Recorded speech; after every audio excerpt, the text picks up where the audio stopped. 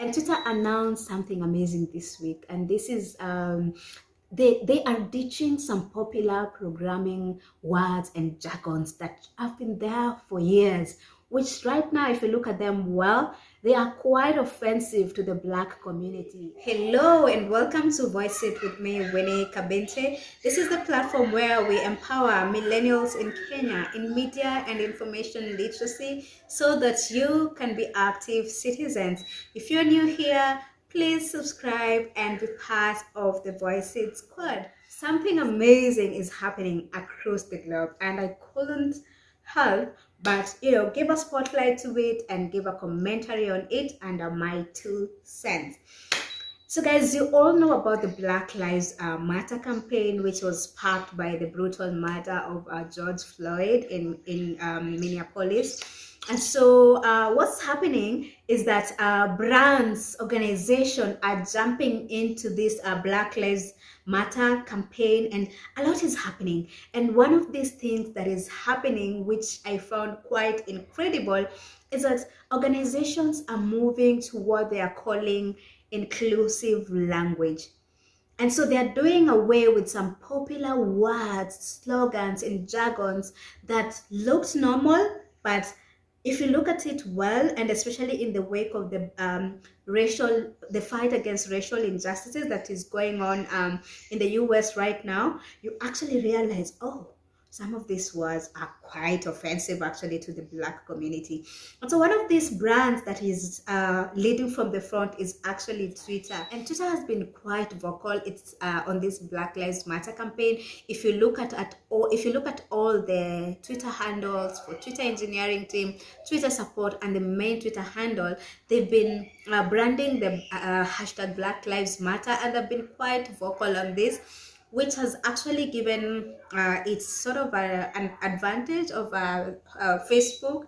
And Facebook actually is facing a challenge altogether, which I will get into shortly. But let me tell you about what Twitter has done. So Twitter has announced that it's going to ditch some popular programming and coding jargons that have been quite common over the years in favor of what it calls a more inclusive language. And guys, some of these words are words that we've coexisted with, words that have been used, especially in the IT side of things, and we never gave much thought to it until now that they're being pointed out, and you're like, oh, actually, that's offensive to the Black community. And I'm going to read some of these words to you. And some of these words actually include a word like a blacklist, master, slave, whitelist.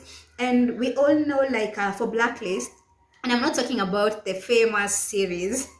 I'm talking about Blacklist in the IT language side of things, where it refers to a process of denying entry. Like for instance, if you're trying to access some sites from your laptop or from your phone, if you have an antivirus, you'll always see URL blacklisted or something. That means denying entry. And for master, we know it's a process or a hardware that is used to, which is always superior, and it's used to make copies or replicas of other things. So what Twitter is doing, it's even the Twitter engineering team has actually even released what they are calling their preferred inclusive versions of this word that they are doing away with. And so, for instance, instead of using the word blacklist, Twitter is proposing the word deny list. And that makes sense because blacklist. So yeah, blacklist, deny list. That is definitely more inclusive. Instead of the word master or slave, they're proposing to use the word leader, follower, primary, replica, primary, standby. That sounds inclusive, definitely.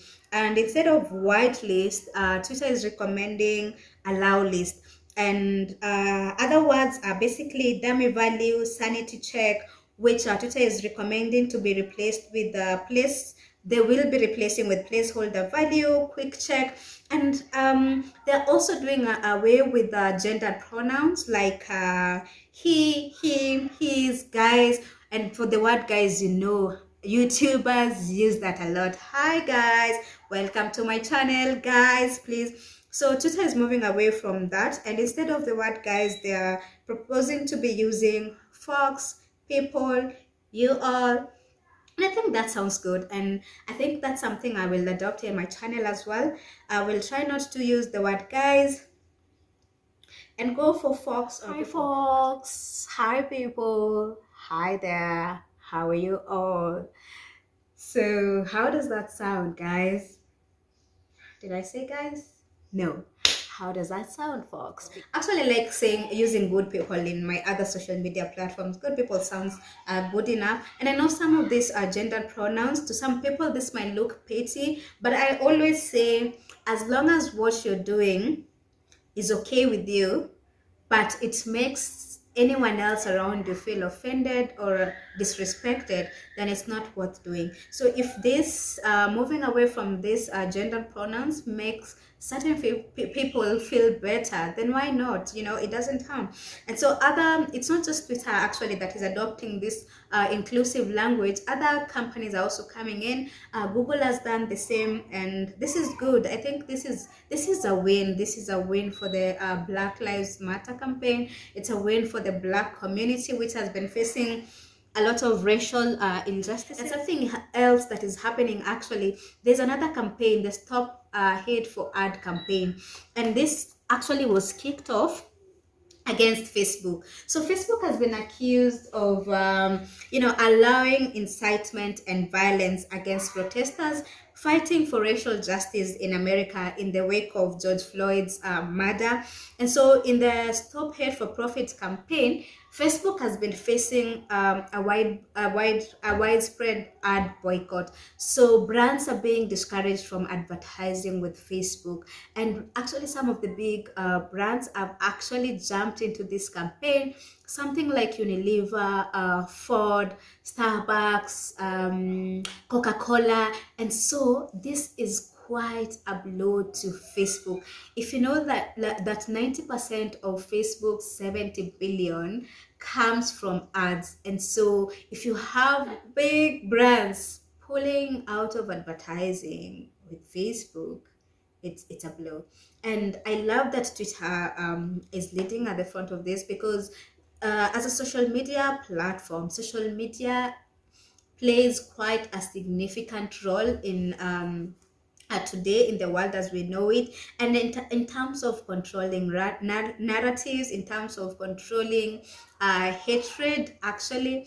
And so I love that Twitter is really championing this, and guys, I feel like this is a win for the Black community. This is a win for the Black Lives Matter, because some of these words like blacklist, slave, and master, which are used in this programming coding language, they date back to history. You know, I can't even tell where they even originated from, and we've coexisted with them thinking they were okay. But in light of everything that has been happening to Black people in the US, this is definitely a step in the right direction. And I hope even our local companies are going to, adopt this inclusive language as well. And so those are my 2 cents as far as this issue of Twitter dating these offensive words for a more inclusive language is concerned. I would like to hear from you, your views. Let's have this conversation. Share your thoughts and let's interact. Thank you so much, guys, for watching. If you like this video, please give it a thumbs up, and if you haven't subscribed, please consider subscribing and be part of the Voice It Squad.